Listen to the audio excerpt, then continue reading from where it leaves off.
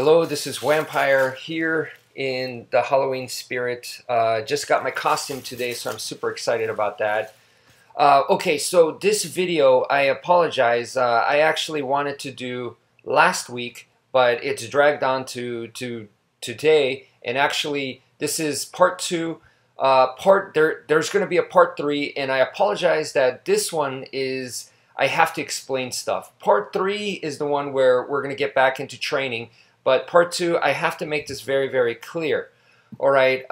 So this was very important because to me, this involves my philosophy of martial arts. Okay. And basically, when it comes down to it, you want your philosophy and your actions to meld together. All right. So the way that you're thinking and the way you actually train needs to be in harmony, because if it's not, then you're going to be contradicting yourself, all right? So you could be like, oh yeah, we're open-minded, we're cool, and then you just spar and, kick the crap out of people, out of people from different styles and stuff, and then you're like, yeah, your stuff doesn't work. How are you open-minded? You know what I mean? So it needs to match. So basically, what I'm going to try to say to you guys in this video is that when you're doing the angles of attack, the bottom line is you need to progress, all right? You need to move forward. You need to evolve. If all you're doing is practicing the angles of attack and just repeating the form over and over and over again, that's great. You're diligent. It's absolutely necessary to put in the reps, all right? That is necessary, but just that alone is definitely not enough. So what you need to do is to become creative. That's why this is martial art, all right? This is definitely a martial art where we're focusing on the art aspect, and you have to become creative. Now, what's important here is that I'm viewing the martial arts training as a progression. So if I see another Kali practitioner and maybe what they're doing is like super, super basic, all right? I'm not going to look at them and go, wow, you guys suck. What you guys are doing is unrealistic, blah, blah, blah, blah, blah. No, because that's their starting point, all right? Maybe it's not a starting point. Maybe they've been doing it for 5 years, but I don't know what their starting point is. Maybe before that, they were really, really sick and dying of cancer or something, and then they made a miracle comeback, and they're just happy to enjoy life, and they're trying new things, and this is one of them. Who am I to come in and say, you guys suck, you guys are unrealistic, blah, blah, blah. It's a progression, however far they want to take it, and however. The other important part is, yes, it's a progression, so we're moving forward, but we're not all moving forward at the same rate, and we're not moving forward in the same direction either. That's what's important, okay? You have to understand that. People want to narrow it down and say, this is for self-defense, this is for combat.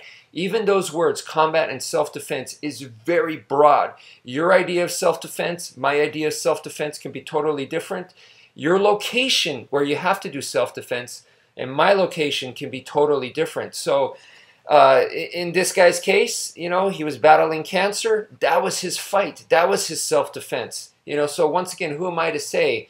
And in my way of thinking, I'm thinking of like guys literally jumping out of the street, whereas that would never happen to this guy in his life, maybe. So it's different, all right? So that's the next thing. Number one, it's a progression. Number two, it's an evolution. What does evolution mean? When you evolve, and for me to say, okay, I'm more evolved than you, or I am more evolved, it doesn't mean that I am better than you are. All right, that's where a lot of people get that confused. They think if you evolve, then you're better than somebody else. It doesn't mean that you're better. Evolved means that you adapted to the environment. All right, in this case, the environment is different for everyone. So my environment is different from your environment. My experiences, my purposes, my goals, and the actual location and the people that live around here and all that is different from yours. So evolving means that you adapt to the environment, even from like dinosaurs, and you look at prehistoric animals and stuff, all right? It doesn't mean that they were inferior, okay? If you went head to head against the T-Rex, you're probably going to lose. It doesn't mean that they're better, and it doesn't mean that now because you're alive and they're not, it doesn't mean that you're better. It just means that the environment changed and you were better suited for that. They weren't. All right. So my environment, once again, is different from yours. So I practice Kali in a way that I changed it to suit me. You know how you hear people say in martial arts, you have to make it your own? That is the same, from my opinion, as the evolving term. Okay, so number one is to progress, and number two is to evolve. So when I combine these two words together, progress and evolve, and I look at somebody practicing, I don't go, oh, you guys suck, oh, you don't know what you're doing. No, I look at them and then I see what they're doing, and if there is any kind of criticism that I have or negative stuff that I see, then I go up to them and I say, let's progress you guys, let's evolve you guys. I see what they're doing, and then I might ask them, what is your environment? What are you trying to work on? All right, maybe I can help you. Maybe it's out of my domain. Maybe I'm not familiar with what you guys are trying to do. Maybe I can help. If I can, hey, that's great. Let me, share my 2 cents with you, and maybe they could do the same for me. And then we all go forward instead of my style's better than yours, which to me is a prehistoric, barbaric, outdated way of thinking. So I go with the progression and evolution. All right. So how do we apply this to Kali? Once again, angles of attack. Angles of attack, I showed you guys a bunch of different angles of attack forms. And I said, you want to have a handful of them, not just one. Have a handful of those forms because each form is different, and you want to be able to appreciate each one. All right. Maybe the only difference might be just the order, the number. Okay, so in one form they start off with this diagonal, and then number two is this diagonal from the other side. But in another form they might start off with a horizontal, and then they go into a diagonal. And the moves might be exactly the same. It's just the order is different. That can be appreciated. There's a lesson to be learned there. All right, so that's why I say learn a handful. Learn a handful. But just doing those forms over and over, like I said, you're not progressing and you're not evolving necessarily. You probably are progressing because you're getting more efficient, but we want more than that, much more than that. So what can we do? What we can do, and I'll show it in part 3 where we'll actually do it together. We'll actually do some exercises, but like I said, you got to get creative. So it could be as simple as just doing it with your left hand. All right. Another thing is try doing it blindfolded. You try to do it blindfolded, and you could kind of like simulate doing it in a dark alley, and you might feel things like, whoa, this is kind of scary. I know there's nothing in my room, but I feel like I'm going to accidentally hit and break something. Just getting used to that. It's like someone who's never punched another person before. It's like you might have a little bit of just kind of like a wall that's just not letting you do it psychologically, so you want to get over those kinds of barriers.